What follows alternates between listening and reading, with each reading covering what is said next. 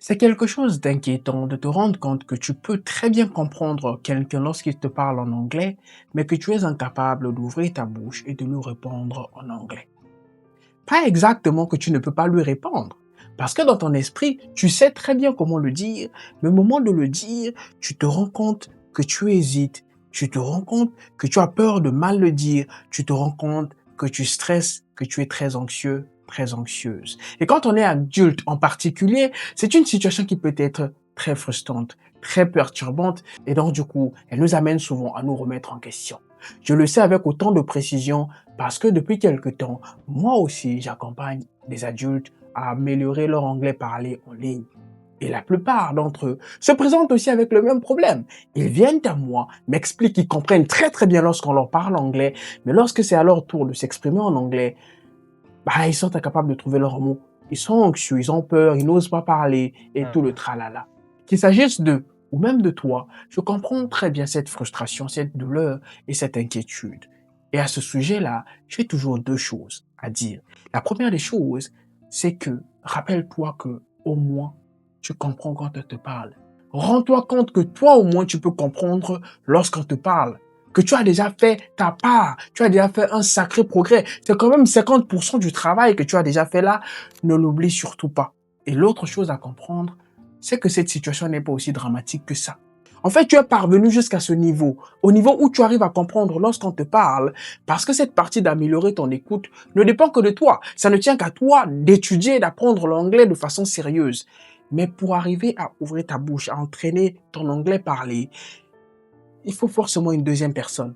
Et pas n'importe quelle personne. Pour que tu développes cette partie-là, tu as besoin de trouver quelqu'un qui arrivera à te mettre en confiance. Il s'agit d'une personne, une relation qui arrivera à te faire enlever tous les complexes, toutes les peurs, toutes les insécurités. Parce que si tu es courageux comme moi, tu as probablement dû essayer. Tu as probablement même été essayer de parler avec des gens. Et tu stresses, tu perds tes mots, tu tâtonnes, tu oublies. Tout simplement parce que la personne en face ne te met pas à l'aise, ou du moins tu n'es pas à l'aise avec cette personne-là. Pour que ce problème-là parte, il suffit juste que tu puisses te retrouver en face d'un associé, d'un partenaire de langue, d'un partenaire de conversation qui arrivera à te mettre à l'aise. Je suis en train de te dire quelque chose de fort. Le problème ne vient pas de toi. Il n'y a pas de magie, de miracle ou de trick ou d'astuce que tu es censé faire pour pouvoir résoudre ce problème-là. C'est quelqu'un qui va arriver dans ta vie, avec qui vous allez pouvoir parler, et cette personne arrivera à te mettre à l'aise.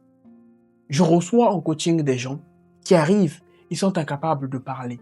Mais au bout de quelques jours, au bout de quelques heures même, pas de jours, quelques heures à peine de cours, il arrive à ouvrir la bouche. Il arrive à parler tout simplement parce qu'il a trouvé un partenaire qui a réussi à lui mettre à l'aise, qui a réussi à lui faire se rendre compte que le problème ne vient jamais de lui. Et regarde comment il parle maintenant. It is spread by word of mouth. Don't know. I did not know. Ne t'inquiète donc pas de ce que tu arrives à comprendre l'anglais lorsqu'on te parle, mais que tu es incapable de parler. Si tu es incapable de parler jusqu'ici, c'est tout simplement parce que tu n'as pas encore eu cet associé, ce partenaire-là qui va arriver à te mettre à l'aise et à te trouver des bons sujets de conversation, des bons sujets intéressants, des bons sujets fascinants pour toi qui vont te pousser à ouvrir la bouche, à parler librement sans avoir peur de faire de fautes. Dès qu'il y aura quelqu'un qui arrivera à te mettre à l'aise, à te trouver les bons sujets de conversation, un ami, un frère, un professeur, un bon mentor, un bon coach en anglais, tu vas te rendre compte que ce problème-là va disparaître comme si de rien n'était. Ne t'inquiète pas, c'est pas un gros problème. Continue de bosser ton anglais. J'espère que la vidéo du jour t'aura été utile. Je te retrouverai dès la semaine prochaine pour une nouvelle vidéo. Prends donc bien soin de toi. D'ici là, bisous à toi là-bas.